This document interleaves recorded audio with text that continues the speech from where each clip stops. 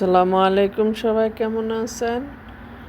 আবারও আপনাদের সামনে পিয়ার্সের একটা ফলের গাছ নিয়ে আসলাম। আমি এই ফলগুলি দেখে আসলে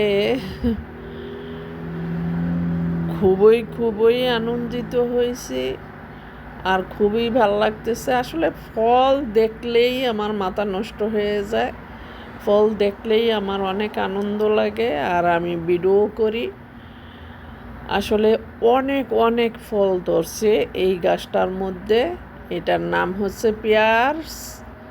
আমি আসলে কিন্তু এর আগে ওই আরবি নামটা বলছিলাম, হয়তোবা কেউ বুঝতে পারছেন, কেউ বোঝেন নাই।